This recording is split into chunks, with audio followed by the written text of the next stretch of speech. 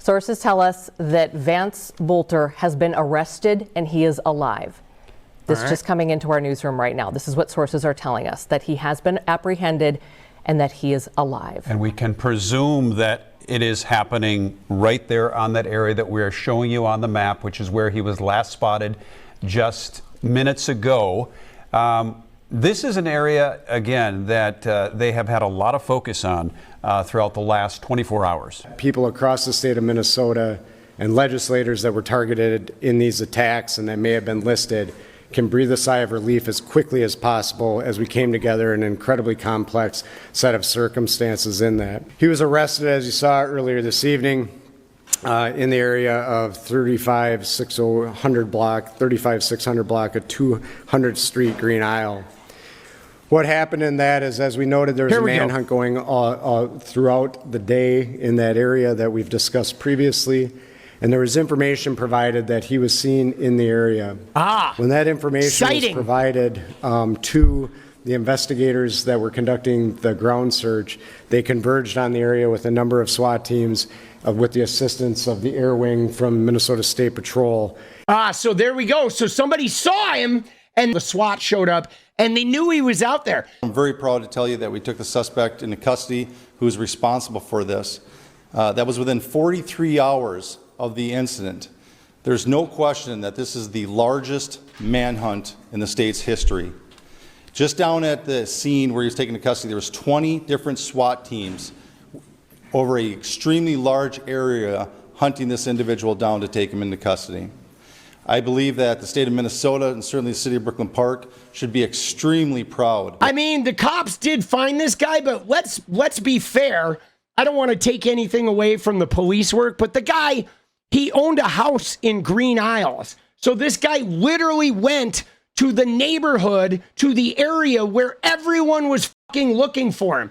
Okay, this guy had no good survival instincts. If this guy really wanted to not be found, he would have gotten in a car immediately afterwards and gone and crossed the fucking border into Canada and like tried to disappear or some shit. But the fact that he literally was caught like a mile from where he owned his house, like, come on, man.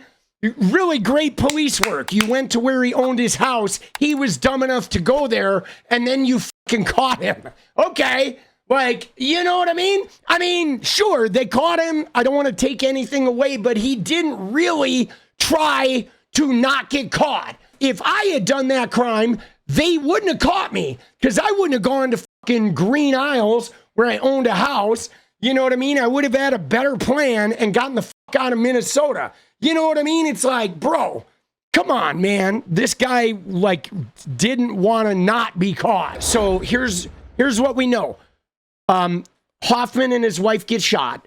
Hoffman's wife dives over her, like, 20-year-old daughter to protect her. So somebody was uninjured at the Hoffman scene, okay? There was an uninjured person who didn't get shot. Presumably, she was able to get help and save their lives. Then immediately, as soon as the state senator got wounded, they sent cops out to check up on other politicians, other state lawmakers. They go to Melissa Hortman's house and the guy's coming out, gunshots, gunfire. He gets away, but they now have his car. Okay, in the car, they find 3 AK-47s, a handgun. They find the No Kings things, and they find the hit list. So now they know that, oh shit, we have some crazy out here. And then eventually they were able to piece it together, find his crash pad with his childhood friend. They go search that out. They figure out who he is and all this. But so a lot of shit went down. But man, 2 things, the daughter surviving at the Hoffman house and the cops then checking the other lawmakers, those were the 2 things. The daughter, like, if she had been shot and all 3 victims had been shot at the Hoffman house, maybe they'd never even find out those killings happened until the next morning, and who knows how many people are dead by then. But the mother dove over the daughter, so the daughter didn't get shot, so she was able to get help real quick there. And then they went and checked the other lawmakers and, you know, had a confrontation with him at Hortman. Those two things, I think, saved everything. So then the vehicle was registered to him. So now they have all these AK-47s and they have the vehicle registered to him. What else did they find? So they set up a large-scale perimeter after a vehicle believed to have been abandoned by him was found in 𝗙cie County, up near Green Isle where he lives. Somebody saw him running in the woods. A local resident's trail camera captured an image of him. Okay, they alerted the SWAT team to the area. Then the teams used infrared to zero in on where he was. Then he crawled out to officers and he was armed and they arrested him. And so that was it. He got spotted. I mean, dude, he should have never gone back there, but he went back to a place where everybody was already looking at him. I mean, this guy's not very bright, not very smart. But yeah, man, I think just now Democratic lawmakers are probably like, fuck, man, they're fucking nervous. So that's what we know. I mean, dude, obviously the Trump rhetoric needs to go, man. I'm fucking sick of Republicans calling Democrats demons and calling like transgender people demons. It's like transgender people aren't just trans people trying to have their rights. Okay, transgender people are being presented as like demons that are undermining the work of God and trying to like harm your children, right? It's like that dehumanizing shit is what radicalizes religious people to be weirdos, bro. And we need to stop doing that. Because again, dude, the way I look at it, as far as civil disobedience goes, when the state oppresses us, I'm fine if people burn some cars. I'm fine if people spray paint some buildings and smash out some windows. And there is some civil disobedience about the oppression. And we try to figure out how to stop the oppression and sort our shit out. I am not okay with people killing one another, but mostly, you know, people that are burning cars are not killing people. The people that are killing people are usually these fucking religious zealot wingnuts.